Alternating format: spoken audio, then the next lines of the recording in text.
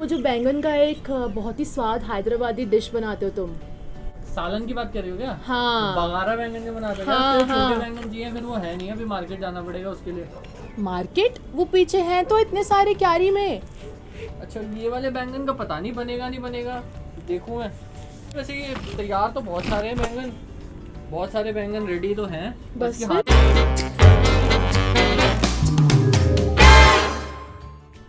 तो अभी हमने डिसाइड किया है कि आज बघारा बैंगन बनेंगे या बैंगन का सालन, और बैंगन भी काफ़ी सारे हार्वेस्ट के लिए पड़े हैं। We will see in numbers and in weight कि कितने बैंगन आज मैं निकालता हूँ अपनी हार्वेस्ट में, इतने छोटी सी जगह से। मैं आपको ये भी बताऊँगा कि आप खुद इतने सारे बैंगन घर में कैसे लगा सकते हैं सिंपल ऑर्गेनिक तरीक़ों से। ब्रिंजल की एक अच्छी हार्वेस्ट आने के लिए सबसे ज़रूरी है बहुत सारी फ्लावरिंग, और फ्लावरिंग खाली आने से कोई काम नहीं चलेगा। उसके साथ ये भी जानना ज़रूरी है कि भाई फ्लावर्स होते किस किस्म के हैं ब्रिंजल में या बैंगन में, कि पॉलिनेशन कैसी होती है, क्योंकि अगर फ्लावर पॉलिनेट नहीं होगा तो फिर बैंगन नहीं बनेगा। तो देखिए, बैंगन के जो फ्लावर्स होते हैं उसमें दोनों मेल और फीमेल पार्ट्स होते हैं मोस्टली फ्लावर्स में। अब ये जो वैरायटी मैं आपको दिखा रहा हूँ इसके बारे में मैं आगे बात करूँगा। दो किस्म के फ्लावर्स आते हैं, एक आते हैं जिसमें दोनों मेल और फीमेल पार्ट्स होते हैं, और एक आते हैं जिसमें खाली मेल पार्ट होता है, फीमेल नहीं होता है, यानी स्टिग्मा गायब होता है। इस फ्लावर में देखिए स्टिग्मा बहुत ही अंदर दबा हुआ है।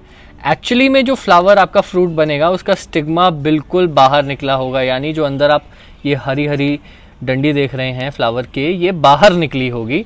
ये फ्लावर हमारा न्यूट्रल फ्लावर है। ऐसे ही हमारे फ्लावर्स होते हैं जो कि सेल्फ पॉलिनेटिंग फ्लावर्स होते हैं, यानी उसमें मेल और फीमेल पार्ट्स दोनों होते हैं। अब जो ये न्यूट्रल फ्लावर्स हैं इनका पर्पस क्या है? इनका पर्पस ये है, ये देखिए ये मधुमक्खी आ रही है। अब ये मधुमक्खी जो है इसमें से मधु लेने के चक्कर में पोलन्स अपनी बॉडी पे चिपका लेगी, और वो किसी भी दूसरे फ्लावर जिसमें कि फीमेल पार्ट होगा वहाँ पर जाकर बैठेगी तो ये पोलन्स गिरा देगी और ऐसे पॉलिनेशन कर देगी, जिसकी वजह से हमारा फ्रूट बन जाएगा। तो पॉलिनेशन के लिए एक तो ज़रूरी हो गया कि भाई नंबर 1 हमारे आसपास मधुमक्खियाँ काफ़ी आती रहें। उसके लिए क्या ज़रूरी है कि आप अपने बैंगन के पौधे के आसपास खूब सारे फ्लावरिंग प्लांट्स लगाएं, फ्लावरिंग फूल लगाएं, ताकि मधुमक्खियाँ जो हैं वो आती रहें।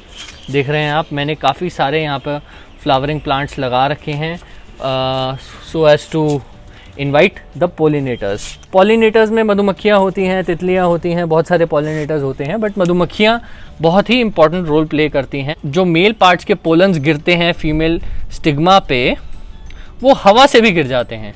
तो अगर हवा तेज़ चलेगी तो वो पोलन्स उसी फ्लावर में गिर के सेल्फ पॉलिनेट कर लेंगे। दूसरी चीज़ तो हो गई हवा। अब तीसरी चीज़ क्या है? तीसरी चीज़ को हम बोलते हैं हैंड पॉलिनेशन। हैंड पॉलिनेशन ये है कि अगर आपको ऐसा लगता है कि आपके आसपास मधुमक्खियाँ ज़्यादा नहीं हैं, पॉलिनेटर्स ज़्यादा नहीं आ रहे हैं, तो आपने क्या करना है? आपने सिंपली एक ऐसा छोटा सा कोई भी ब्रश लेना है। तो जैसे मैंने यहाँ पर ये एक ब्रश ले लिया है, और इस ब्रश को फ्लावर्स के अंदर ऐसे रगड़ देना है बस। तो आप रोज़ सुबह आइए, जितने आपको फ्लावर्स दिख रहे हैं उसमें इसको ऐसे अंदर रगड़ दीजिए। उससे होगा क्या? बिकॉज मोस्टली जो आपके ब्रिंजल फ्लावर्स होते हैं वो सेल्फ पॉलिनेटिंग फ्लावर्स होते हैं, तो पोलन्स झड़ के स्टिग्मा पे गिर जाएंगे एंड देन पॉलिनेशन हो जाएगा, जिसकी वजह से फ्रूट बनेगा। तो 3 बहुत ही इम्पॉर्टेंट तरीके हैं हमें बहुत अच्छी हार्वेस्ट अगर लेनी हो हमारे बैंगन के पौधे से, तो ये 3 चीज़ें हमें करनी हैं, हमारे आसपास होनी चाहिए for us to get a very very good harvest of our brinjal plant.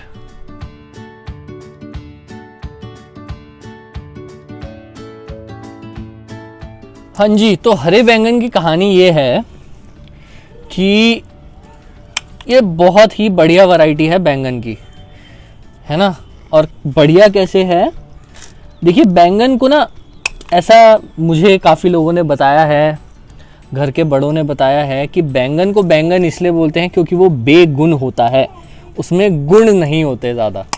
अब इसमें कितनी सच्चाई है ये तो मुझे नहीं पता, बट ये जो हरे बैंगन मैं आपको आज हार्वेस्ट करके दिखा रहा हूँ, ये उन सारे बेगुनों को गुणवान कर देता है।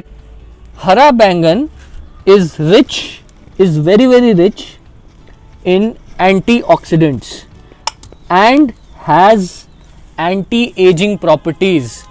अब आप समझ सकते हैं कि एंटीऑक्सीडेंट्स हैं तो ये स्ट्रेस रिलीविंग भी हो गया, एंटी एजिंग है तो भाई एंटी एजिंग प्रॉपर्टीज़ हैं तो बुढ़ापा नहीं आने देगा। और मैं आपको बता दूं, मैं पहले पर्पल बैंगन भी उगा चुका हूं अपने टेरेस पे, और इन बैंगनों की खासियत ये है कि ये बैंगन जो है ना, इनमें एक कसेला स्वाद नहीं है। एक बैंगन में ज़्यादातर क्या होता है, स्वाद जो होता है ना वो कसेला होता है।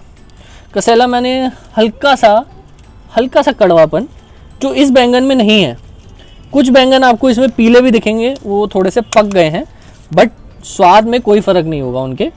दे विल बी एज टेस्टफुल। इसमें बीज भी कम होते हैं, तो इतना टेस्टी ये बैंगन बनता है। और नंबर 3, इसकी यील्ड बहुत अच्छी होती है। अब आप देख रहे हैं मैं काटता जा रहा हूँ और बैंगन निकलते जा रहे हैं, अंदर छुपे हुए हैं यहाँ पर। और इस जो बैंगन की वैरायटी है इसमें कांटे बहुत होते हैं, तो जो प्रॉब्लम आती है ना वो आती है कांटों की। ये देखिए कितने बड़े बड़े कांटे होते हैं इसके अंदर, तो फ्रूट में भी होते हैं और इसके लीव्स में भी होते हैं।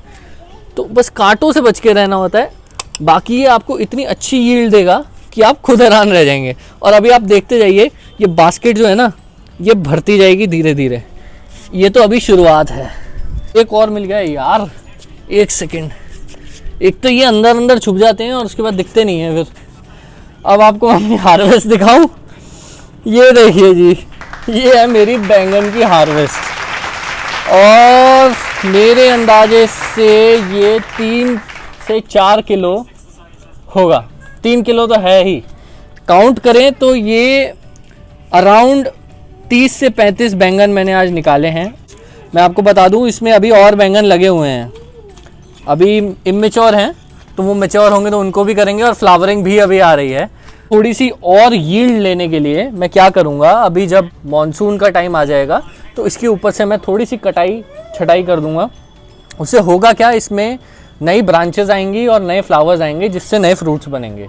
एक मैं आपको चीज़ और बता दूँ, ये जो वैरायटी है इसकी यील्ड हमेशा ज़्यादा आएगी, प्लस ज़्यादा टेस्टी है, प्लस कम बीज हैं, और प्लस इसमें है एंटीऑक्सीडेंट और एंटी एजिंग प्रॉपर्टीज़।